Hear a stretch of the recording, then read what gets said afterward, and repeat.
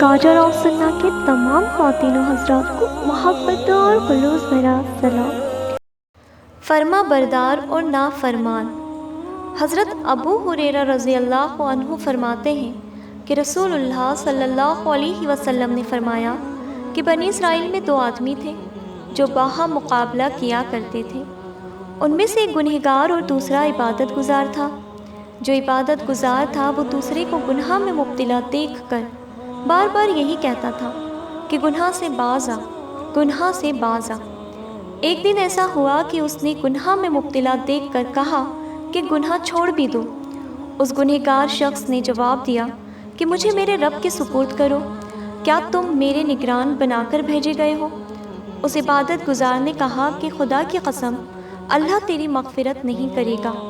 یا اس نے یہ کہا کہ اللہ تجھے جنت میں داخل نہیں کرے گا۔ ان دونوں کی موت کا وقت آیا، دونوں کی روح قبض کی گئی، پھر ان کو اللہ سبحانہ و تعالیٰ کی بارگاہ میں پیش کیا گیا۔ اللہ سبحانہ و تعالیٰ نے عبادت گزار آدمی سے فرمایا کہ کیا تو میرے حکم کو جانتا تھا؟ یا فرمایا کہ کیا میرے اختیارات کے سلسلے میں تجھے کوئی قدرت حاصل تھی؟ اور گنہگار شخص سے فرمایا کہ تم میری رحمت کے طفیل جنت میں داخل ہو جاؤ، اور دوسرے کے لیے فرمایا کہ اسے دوزخ میں لے جاؤ۔ اس حدیث سے معلوم ہوا کہ نیکی کی طرف بلانا چاہیے اور بدی یعنی برائی سے روکنا چاہیے۔ کسی کے روکنے اور منع کرنے سے رک جانا چاہیے۔ تکبر اور انا کی وجہ سے اپنے گناہ پر اڑے نہیں رہنا چاہیے۔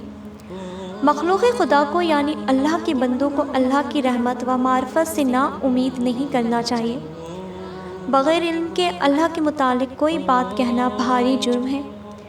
اللہ کی رحمت کی وصیت معلوم ہے۔ جو شخص کسی دوسرے کو جنت اور دوزخی قرار دے وہ در حقیقت اپنے لیے خدائی کا دعویٰ کرتا ہے۔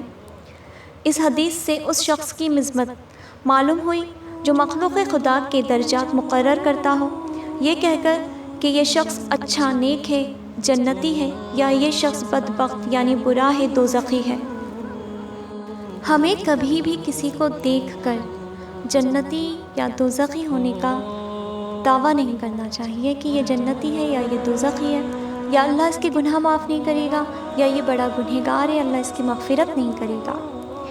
اللہ رحمان ہے، وہ کب ہم پر رحم کر دے، کب ہماری مغفرت کر دے، کب ہمیں ہر گناہ کے لیے معاف کر دے، یہ ہم نہیں جانتے۔ اللہ سبحانہ و تعالیٰ سے دعا ہے کہ اللہ ہمیں کہنے سننے سے زیادہ عمل کرنے کی توفیق عطا فرمائے۔